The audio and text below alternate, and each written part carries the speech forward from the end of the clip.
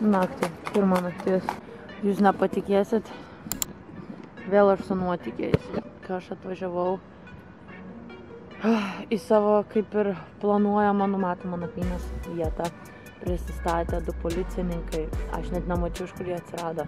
Sako, pasą, viską, gerai, atvažiavo dar 4, iš viso buvo 6 vyrai. Aš jau net įsigandau, galvoju, čia tikrai policija, tai paprašiau, kad vėl parodytų dokumentą. Jie ten turėjo antrankius parodę, turėjo racijas, nu ir mašina tikrai policija su tokiais apsauginiais turėklais ir paklausė, ką aš darau, kur aš esu, ką aš veikiu. Pakalbėjom, o sako, gal noriu iki ofiso nuvažiuoti, nes ten šilčiau, nes ten pradėjo lyt, dėl to aš ir buvau po to stogu. Sakau, gerai, važiuojam, tai nuvažiavam, bet visą laiką lauke prabuvom, 2 valandas pašnekėjom. Tai dabar jau praktiškai, žinokim, 5 ryto, už valandos tai šviesu bus. Visai nepamėgau, prašnekėjau su policininkais, daug informacijos sužinojau. Kadangi buvo naktis, tai iš šito video labai mažai matosi kažkas, tačiau aš įsitraukiau GoPro ir filmavau, ir su telefonu daugiau filmavau, tačiau jie man liepė ištrinti medžiagą, nes negalima turėti. Aš neįsivaizduoju, kaip išsisaugojo dar būtent šitas vienas video telefone, būtent iš to susitikimo su policija. Ir iš pradžio aš tikrai negalvojau, kad ten policija, aš jau galvojau, man baigsis blogai, bet kaip ir jais patikėjau ir mes po to nuvažiavom ten tik tai apie 500 metrų link jų kaip ir būstinės, bet nenorėjau eiti į vidų, nes nepasitikiu net tokiose šalyse, net ir policija 100%. Casablanca, ką tik pravažiavau pramoninį rajoną, dabar jau pasiekiau kaip ir pačią pradžią. Labiau centrinės dalies. Tai iškart jau matosi modernumas. Sveikinu su jais. Pirmas dalykas, kurį padariau, atsiradau prie savo pirmojo lankytino objekto ir sėdau tiesiog ant žemės šalia to objekto. Pasidėjau dviratį už nugaros ir šiek tiek prisnūdau apie valandą. Mane pažadina atsitiktinis vyras, praeivis. Mano nuomonė, jis mane norėjo apvogti, bet kadangi buvo dviratis už nugaros, viskas buvo gerai. Nors ir nesmagi naktis buvo, išaušo rytas, prašvito ir galėjau leistis toliau.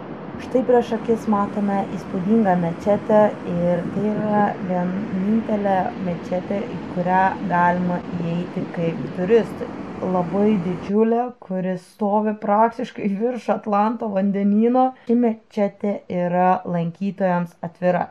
Tačiau kadangi aš buvau anksti ryte, manęs dar ten niekas neįleido.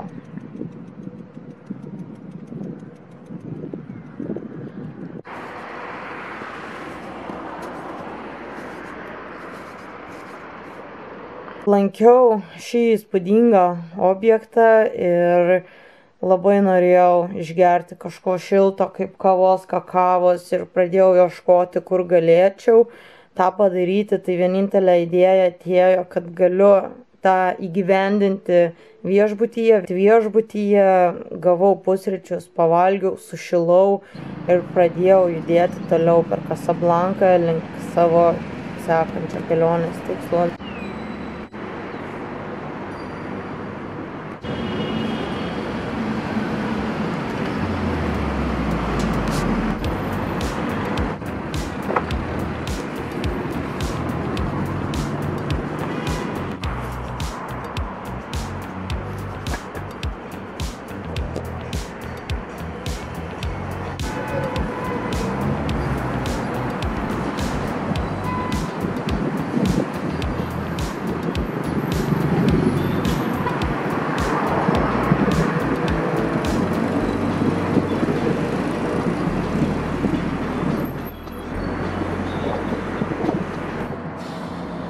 Išvažiavau iš Casablancos.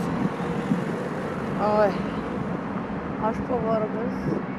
Eismas, tragedija, žinokit. Pavargsti. Taip kaip jo važiuoja, aš tik žiūrėk į kelią ir labai sunku filmuoti. Turi stot pastovi, turi išsitraukti kamerą. Praktiškai apie Casablanką modernus miestas, veiksmo, daug šurmulio, sudėtingas eismas, vertas dėmesio, bet labiau gal patiko Rabatas.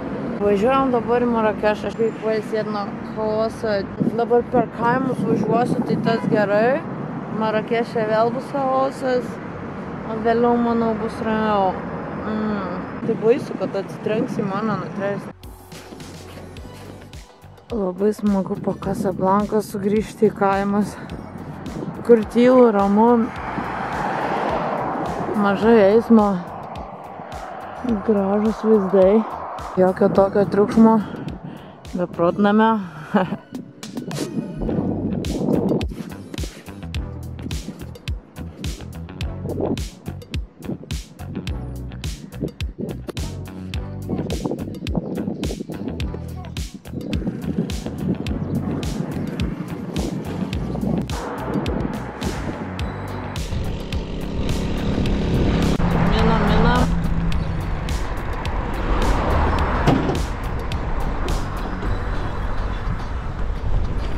Dabar 185 km iki Marakešo.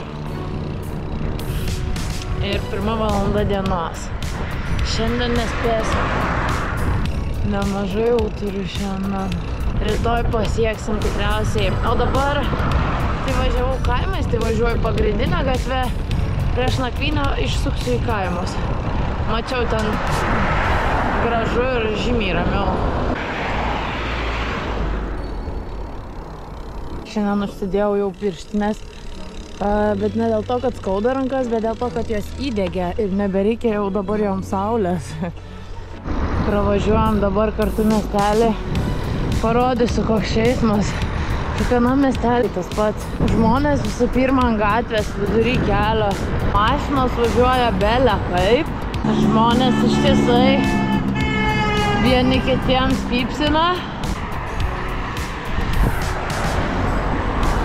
Senesnės mašinas, tai pastebėjau, dažnai neužkyla į kalną, kyla labai lėtai.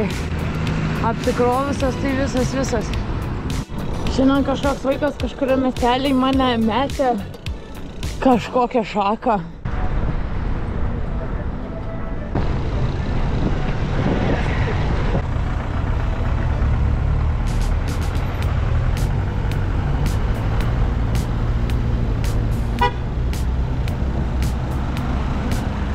Mačiau, kai žmogus blizgino batus kitam žmogui. O, nespėjau prigauti.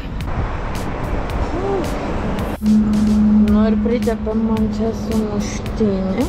Einam atsisėsim. Šiek tiek palyjo. Pavalgysiu.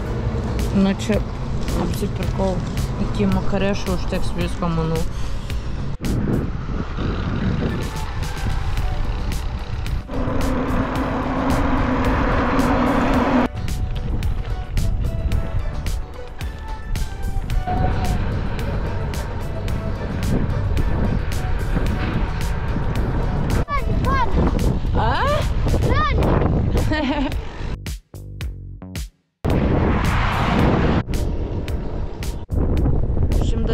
Kilometrų liko iki Marakešo ir pasimatė kalnai.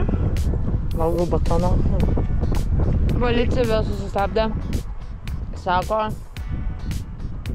gal reikia kažką padėti, sakau, ne ačiū. Visi sako labai atsargiai, nesaugu, visi absoliučiai. Reiškia, kad tai yra. Apibendrinant, viena pamoka per visas mano keliones, jau nesu pirmą kartą susidūrus atsitiktinai taip su policija, nepaisant to, kad jie jums rodo ar dokumentą, ar jie turi ir tuos antrankius, vis tiek nepasitikėkite 100%, nes niekada negali žinot, ką policija padarys. Pavyzdžiui, nuėjus į jų biurą, kai yra 6 kokie vyrai, ir į uždarą patalpą. Todėl aš likau geriau lauke ir todėl aš pasirinkau šaltį, kaip sakant, ne komfortą, kad būčiau saugi. Ir aš labai norėjau jau važiuoti ir anksčiau, bet jie praktiškai manęs nepaleido. Jie kaip ir neeilinė kelionės situacija, kur tikrai reikia, nesvarbu ar policija ar kažkas kito būtų, turi būti atidus ir apdairus. O saugumas yra svarbiausia.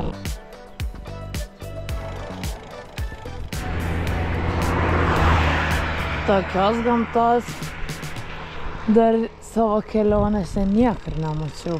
Kaip čia gražu. Reikia šiandien saugią vietą susirasti. Jau važiuoju link nakvynės, nes už valandos jau bus tamsu. Viskas, jau užtenka šiandien kilometrų pakankamai. Ar rytoj iki Marakešo dasimušim. Pasimsim tą nakvynę. Ten bus daug dalykų, ką reiks nuveikti.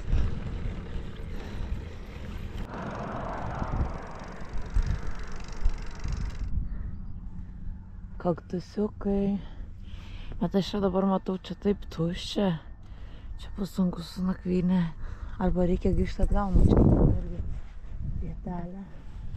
Nes čia nėra kur pasislėpti. Statysiu šiandien čia palapinę. Akmenuota, bet tai nėra kur daugiau. Vis tiek smigsiu gerai, nes labai mažai miegojau šiandien. Ir plius rytoj ankstyva bus. Lygtais čia nieko nėra. Tarp gyvenviečių esu visiškai viena. Čia tik tai kelias. Kažkoks busiukas ten atvažiavo. Stovi. Keistai man ta mašina čia atrodo.